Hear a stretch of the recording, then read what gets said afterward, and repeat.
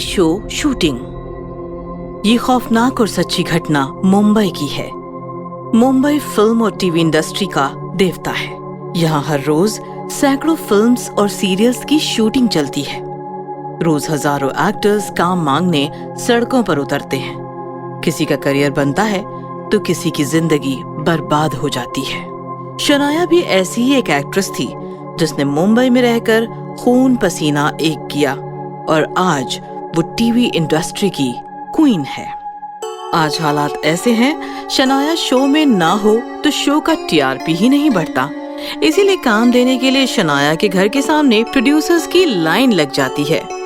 Line तो लगनी ही थी। शनाया बेहद खूबसूरत थी और साथ ही साथ बेहद टैलेंटेड भी। शुरू में उसे तकलीफ हुई, लेकिन बाद में जो ग्रैंड सक्सेस मिला उसने उसे सब कुछ दे दिया। सक्सेस की वजह से शनाया बहुत ही घमंडी हो गई थी। अब इतने सक्सेस के बाद घमंड तो बनता है।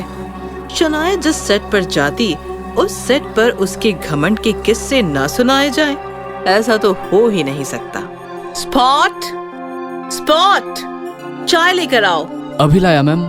स्पॉट ने चाय बनाई और चाय में 2 चम्मच शक्कर घोलने लगा। तभी स्पॉट इंचार्ज आया। ये चाय शनाया मैम की है ना? हाँ, क्या बात है? फेंक इसे, अभी की अभी फेंक और दूसरी चाय बना। पर बात क्या है? मैं कह रहा हूँ ना फेंक। शूटिंग बंद करना है क्या? अपना चेहरा जलवाना है क्या? शनाया मैम के चाय में सिर्फ आधा चम्मच शक्कर गिरती है, समझा? स्पॉट ने फौरन चाय फेंक दी और दूसरी चाय बनाकर उसने आधा चम्मच चीनी डाली। मैम का गुस्सा इतना डेंजर है? तू नया है अभी। ये बात 2 साल पहले की है। इसी प्रोडक्शन की एक सीरियल चल रही थी। शूटिंग होल्ड करो, मुझे चाय पीनी है। अभी लाया मैम।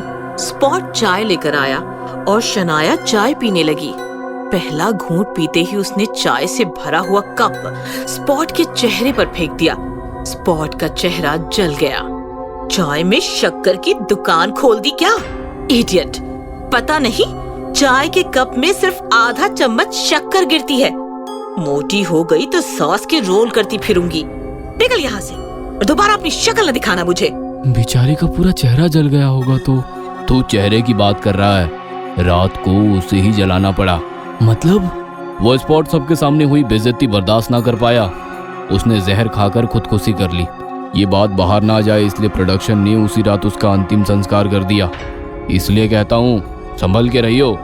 पैकअप हो गया और शनाया अपनी कार में बैठ गई। मलिक, गाड़ी राजवीर साहब के बंगले पर ले चलो। राजवीर शनाया का बॉयफ्रेंड था। जल्द ही दोनों शादी करने वाले थे। शनाया ने राजवीर के साथ प्राइवेट टाइम बिताया और रात के 12 बज गए। बच्चा, अब मैं निकलती हूँ। स्वीटहार्ट, हम कल मॉरिशस घूमने जा रहे हैं। 2 बजे की फ्लाइट है। व्हाट?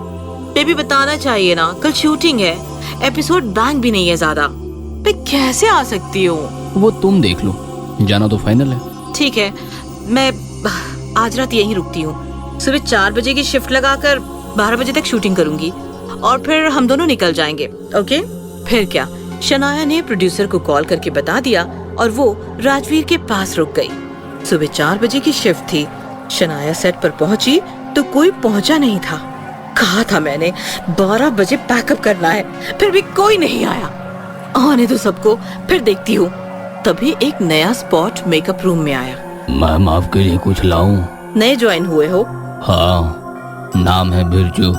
कोठारी सर ने बताया 4 बजे की शिफ्ट है तो मैं 3 बजे ही पहुंच गया था। ठीक है, चाय लेकर आओ। बिरजू निकल गया और थोड़ी देर बाद चाय लेकर आया। जैसे ही शनाया ने पहला घूंट पिया, चाय बेहद मीठी थी। उसने झट से चाय का कप बिरजू के चेहरे पर फेंक दिया और नजरें उठाकर बिरजू की तरफ देखा तो उसकी सांसें ही रुक गई। बिरजू का चेहरा ही नहीं, उसका पूरा शरीर जला हुआ था। पूरा शरीर हरे और नीले रंग का था। बिरजू इंसान नहीं, एक भयानक भूत था। भूत नहीं, बिरजू। वही बिरजू जिसके मुंह पर 2 साल पहले तुमने चाय फेंकी थी। सबके सामने बेइज्जती करके जिसे जहर खाने पर मजबूर किया था। घमंडी औरत, मैं तुम्हें छोड़ूंगा नहीं। ये सुनकर शनाया और ज्यादा डर गई और इधर उधर भागने लगी। दरवाजा पीटने लगी, लेकिन दरवाजा तो बाहर से बंद था। बचाओ, बचाओ, हेल्प, कोई है, प्लीज हेल्प। कोई नहीं है, सबको आने में कम से कम आधा घंटा लगेगा, तब तक मैं तुम्हें निपटा दूंगा। ये सुनकर शनाया बिरजू के सामने गिड़गिड़ाने लगी। प्लीज प्लीज मुझे छोड़ दो, मैं अपनी गलती मानती हूँ। तुम जो कहोगे वो मैं करने के लिए तैयार हूँ, पर प्लीज मुझे छोड़ दो, मुझे जाने दो। अगर ऐसा है तो मुझे मेरा वो शरीर लौटा दे जो तुम लोगों ने सुनसान रात में जलाया था। मेरी जान मुझे वापस लौटा दे। ये इम्पॉसिबल है, तुम कुछ और मांगो। अगर ऐसा है तो मुझे और कुछ नहीं चाहिए, मुझे बस तुम्हारी जान चाहिए। ऐसा कहकर बिरजू ने झट से शनाया की गर्दन दबोच ली और जहर की बोतल निकाली। बोतल देखकर शनाया डर गई और छटपटाने लगी, लेकिन बिरजू के सामने उसका बस नहीं चला। बिरजू ने उसका मुंह खोलकर बोतल उसके मुंह में उल्टी कर दी। थोड़ी देर बाद पूरा का पूरा जहर शनाया के पेट में चला गया और वो तड़प तड़प कर मर गई। आधे घंटे बाद सेट पर बाकी लोग आने लगे। डायरेक्टर स्क्रिप्ट समझाने जैसे ही शनाया के रूम में गया, शनाया की लाश जहर से हरी नीली होकर पड़ी थी। लाश देखकर डायरेक्टर के होश उड़ गए।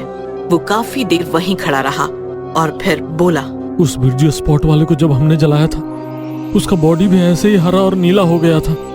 अब मैडम का बॉडी भी ठीक वैसे ही, मतलब। तभी बिरजू के भूत ने पीछे से आकर डायरेक्टर का गला दबाया।